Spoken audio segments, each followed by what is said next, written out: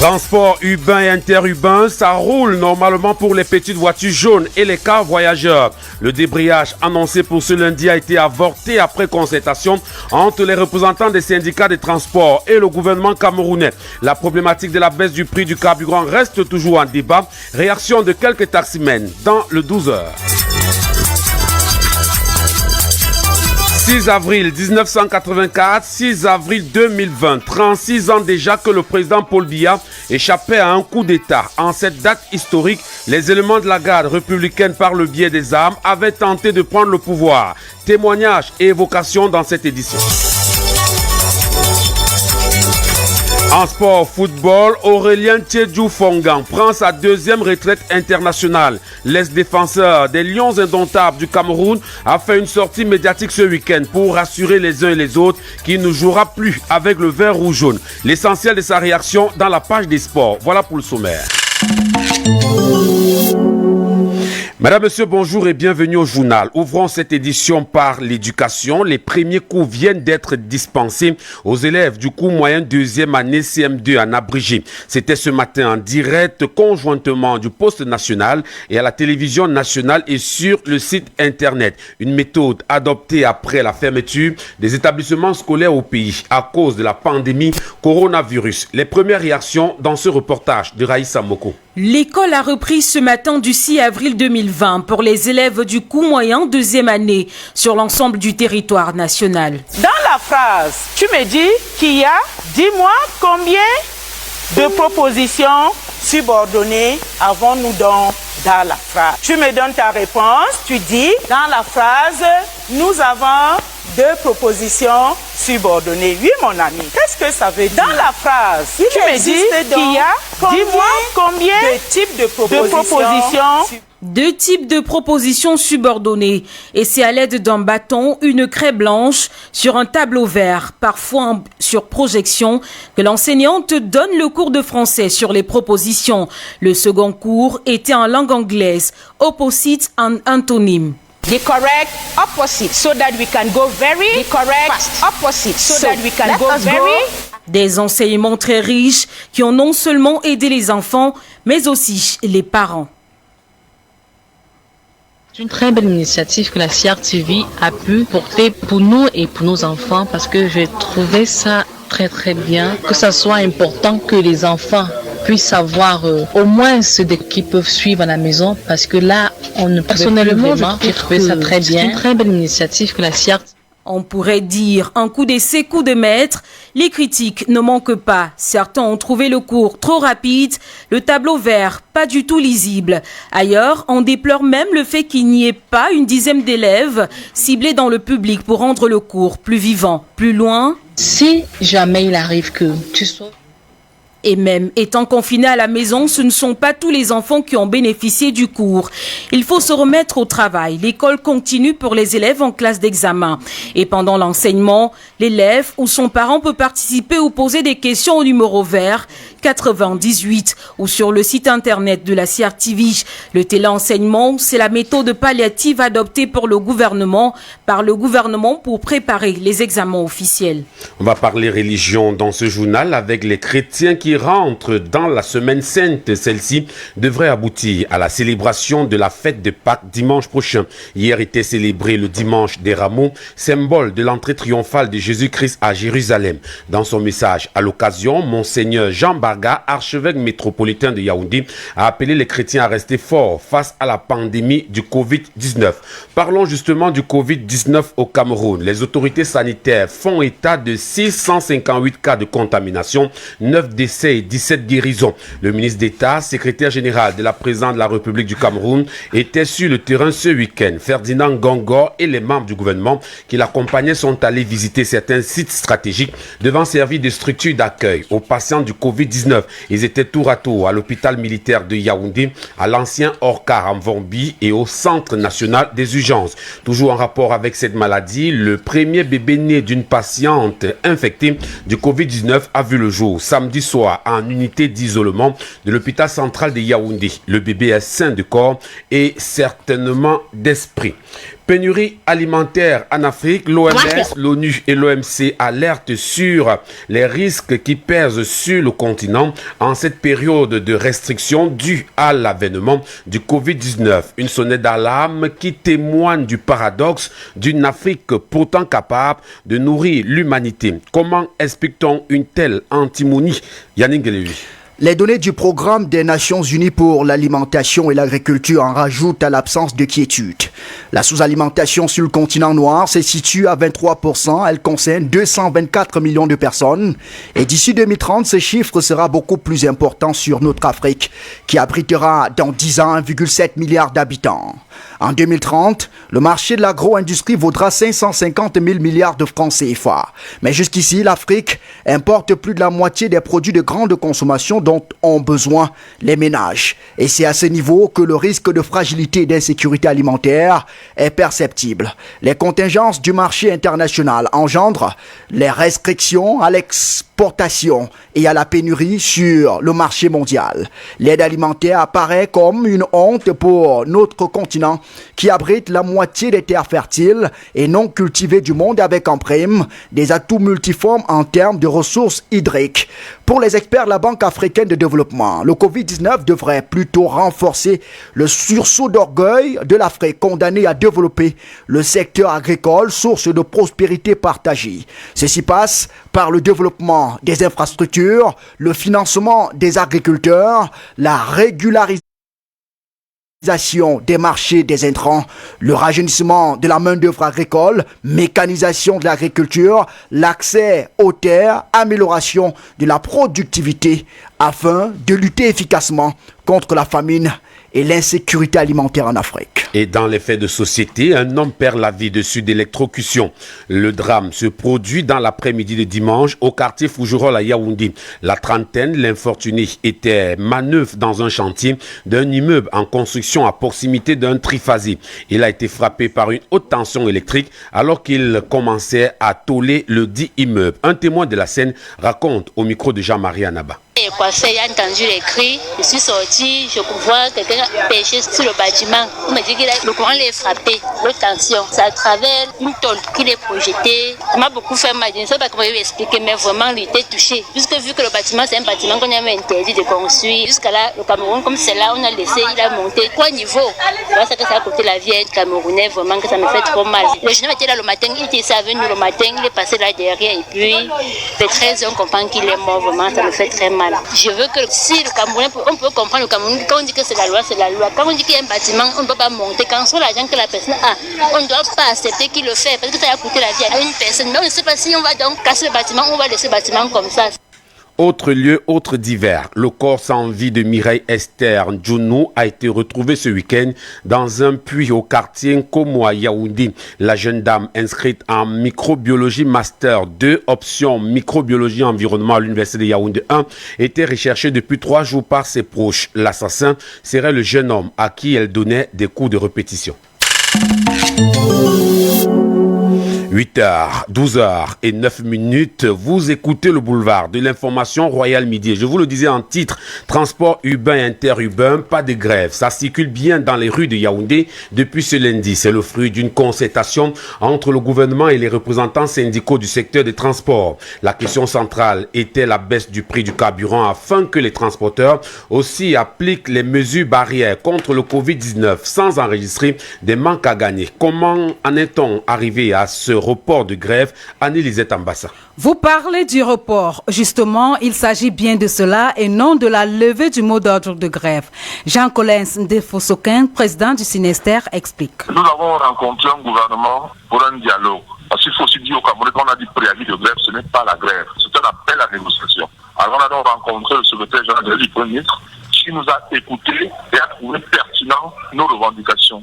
C'était deux principalement, la baisse des prix du carburant et puis la distribution des kits de santé à nos camarades qui sont les plus exposés à contracter et même à propager le coronavirus. Les concertations sont donc ouvertes et le reste avec les pouvoirs publics, à l'exemple de celle prévue cet après-midi avec le ministre des Transports et les représentants syndicaux du secteur des transports sur les récentes mesures de restriction.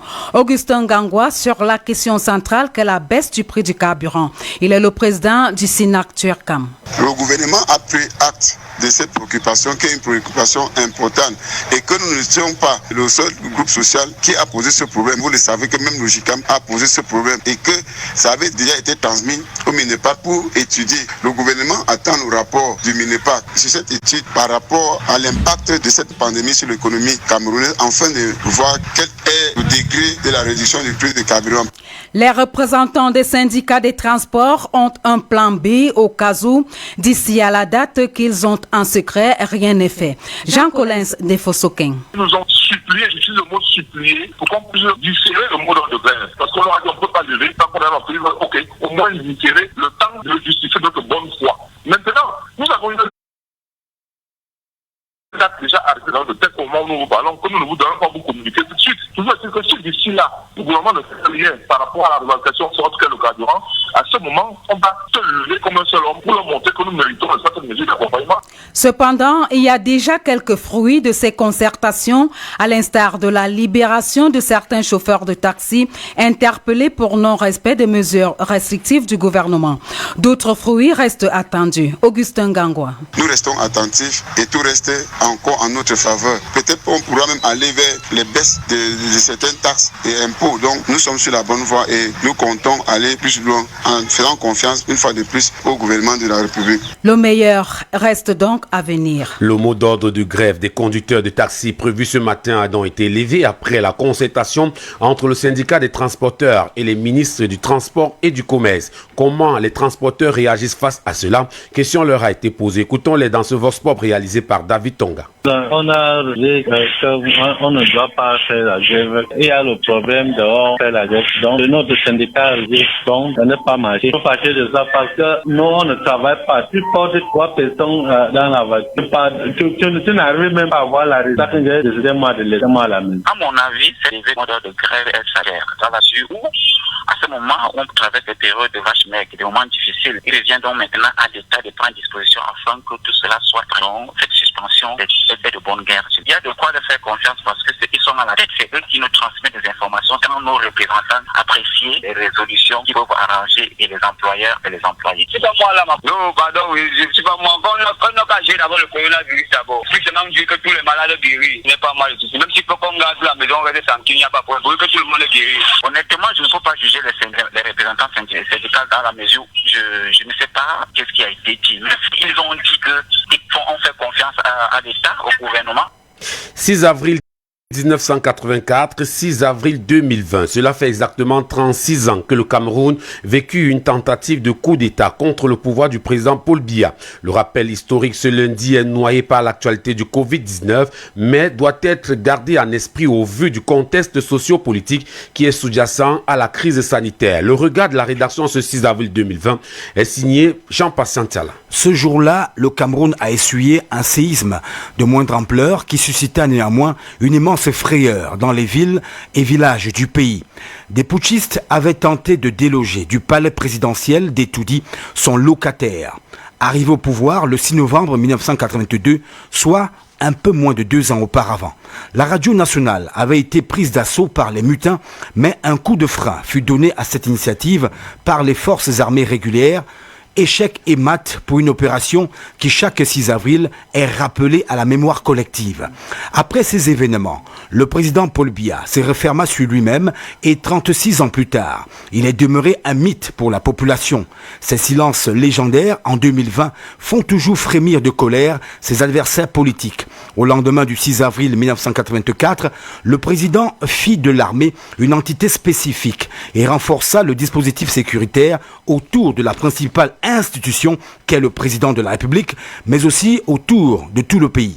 Aujourd'hui, l'armée est invitée à se rapprocher de plus en plus de la nation et au centre des attentions de son chef suprême. Mais ces derniers, c'est-à-dire cette armée-là, est ces derniers jours tensée par des fake news qui prétextent qu'elle se retourne contre l'exécutif. Certains illuminés politiques tente de retourner le couteau dans la plaie pour ressusciter le mauvais esprit du 6 avril 1984. Un esprit insurrectionnel qui, selon eux, pourrait inspirer une nouvelle méthode de mobilisation de ce qu'ils appellent les forces du changement 36 ans plus tard. Toutefois, face à un pouvoir averti depuis l'incartade de 1984, cela ressemble à un coup d'épée dans l'eau. Mettons plutôt des fleurs dans nos fusils pour construire le Cameroun, celui de la prospérité et de l'union, celui de nos rêves, celui où la démocratie est totale et réelle, celui qui réveille en nous l'esprit de solidarité, de partage et de patriotisme pour nous éviter un remake inutile. Législative et municipale, Royal FM au cœur du double scrutin du 9 février 2020. Toute l'actualité, les forces en présence, les coulisses. Voici la page spéciale du journal.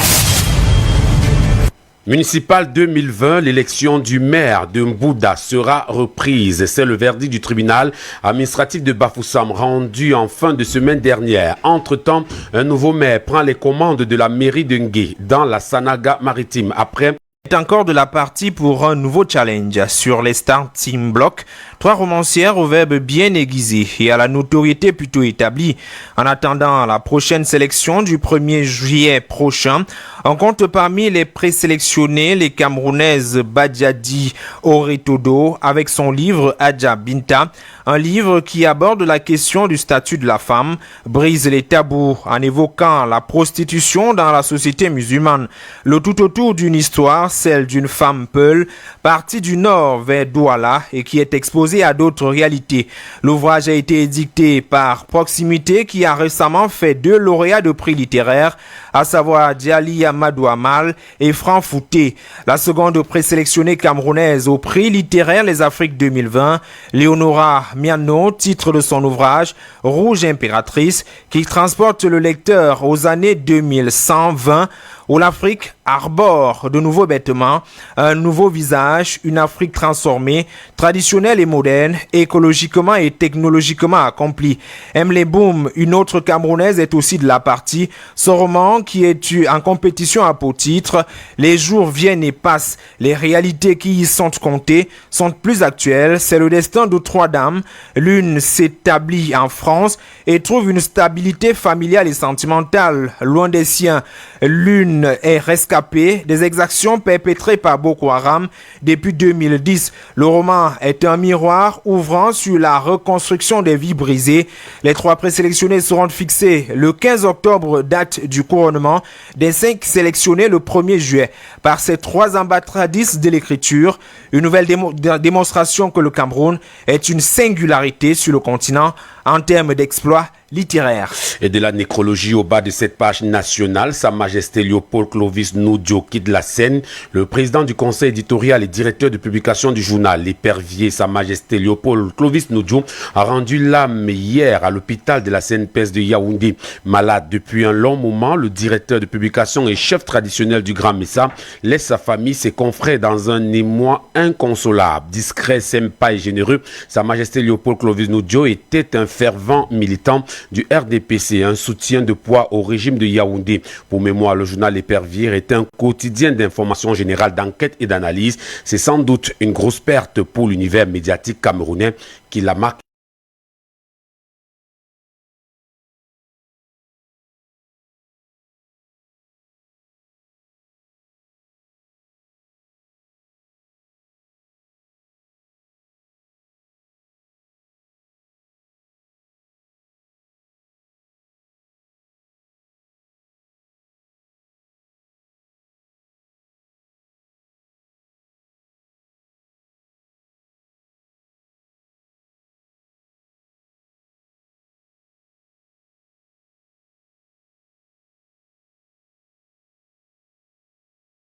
Des syndromes persistants de Covid-19 depuis 10 jours. Dans le même temps, la reine Elisabeth II a pris la parole pour saluer la réponse britannique face aux défis imposés par la pandémie. Le pays compte 4 934 décès de Covid-19. Royal Midi, l'info Afrique. En Tunisie, le Parlement renforce les pouvoirs du Premier ministre dans le cadre de la lutte contre le Covid-19. Elise Fakfak pourra légiférer directement pendant 2 mois afin de stopper la propagation de la maladie. Dans le pays, les autorités ont déployé un robot chargé de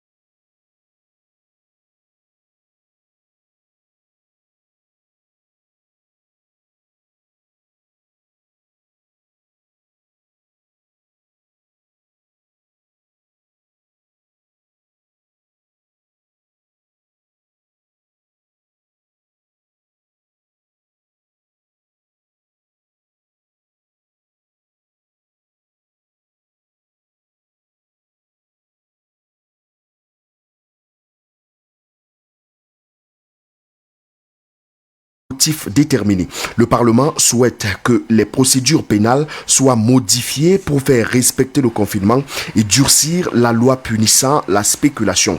Reste à connaître quelles seront les mesures que prendront le Premier ministre.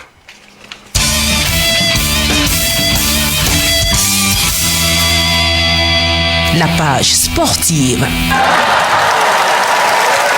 Yannick Efa, bonjour. Bonjour Eric Christian. Avec vous, on va parler football et karaté, mais d'abord Aurélien Thiedjou Fongan qui met définitivement fin à sa carrière internationale, Yannick. Une déclaration de celui-là qui a flirté pour la dernière fois avec l'équipe nationale en 2014 lors du mondial brésilien.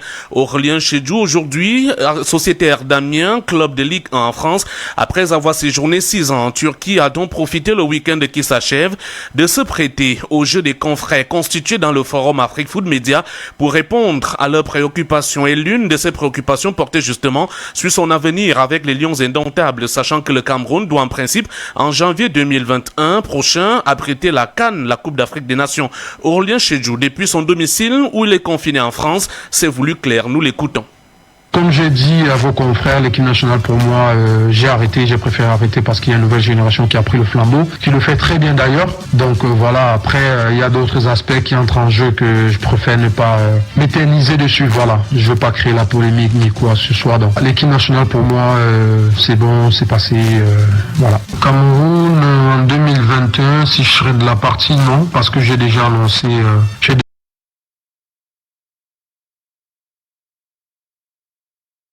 J'ai annoncé ma retraite internationale. Il y a une nouvelle génération, laissons-les faire ce qu'ils sont en train de faire, ils le font plutôt bien. Je serai le premier supporter. J'espère que ça se jouera une période où nous serons au Cameroun pour pouvoir supporter nos joueurs après. Et puis on parle karaté avec le collectif des karatékas des équipes nationales seniors et juniors qui sont finalement répartis du MINSEP vendredi dernier avec la seule prime de 2019 sur les 3 dernières années qu'ils revendiquaient, Yannick. C'était à l'issue d'une longue négociation vendredi dernier entre ce collectif de karatékas des équipes seniors et juniors et le directeur des sports du haut niveau qui représentait le ministre des Sports. Pour les athlètes qui avaient via une correspondance saisie, le professeur Narcisse Moëlle-Kombi en date du 23 mars dernier voulait rentrer en possession de la totalité de leurs primes qu'ils n'avaient plus reçues depuis 2017. Le MINSEP leur proposait d'abord de recevoir celle de 2019, le championnat d'Afrique qui s'est déroulé à Gaborone au Botswana, tout en leur promettant d'activer au plus vite les autres dossiers. Igor Bangwen, doyen d'âge du collectif des karatékas. La discussion a été très longue. Il a apporté beaucoup d'éclaircissements qui ne sont pas forcément convaincus parce que nous attendons beaucoup plus. Il y a beaucoup de revendications, beaucoup de points en suspens. Mais comme notre objectif, c'est pas la guerre, nous sommes des gars, des pères, des mères, des athlètes qui respectent la hiérarchie, qui respectent le gouvernement camerounais. Et nous faisons foi vraiment à l'information reçue par le gouvernement. Nous prenons acte de ce qui a été dit et c'est pour cette raison que les athlètes qui sont concernés par les primes de 2019 vont prendre leur prime naturellement pour qu'il y ait la paix dans le groupe. Il a par ailleurs rassuré que ce n'était pas encore fini car ils doivent recevoir ce qui leur est dû de droit. mais nous allons continuer à réclamer nos primes de 2018 et 2017. Ceci est important à noter parce que les athlètes vivent dans le contexte réel du Cameroun. Ils sont consacrés totalement à leur discipline. Ce sont des véritables professionnels. Donc, à part leur karaté, leur discipline, ils ne vivent plus de rien. Bonjour, ce n'est que normal qu'on se battre pour rentrer dans leurs droits parce que l'athlète camerounais, l'international camerounais ne va pas vivre dans la pauvreté, ne va pas vivre dans la misère, ne va pas mendier son pain. Donc il est important que l'État, que le gouvernement pense vraiment à ces sports dits mineurs entre guillemets, de manière à ce qu'on ne ressente plus la fracture, le déséquilibre entre les différentes disciplines sportives. Grace Limunga Mukake, bonjour. Good afternoon, Eric. Vous êtes là pour l'essentiel des nouvelles en langue anglaise. An ongoing vast tracking system to detect more COVID-19 positive cases in Cameroon cities shows that as of now, there are 658 infected persons in Cameroon. Meanwhile, the CRTV via its television, radio and web platforms is since this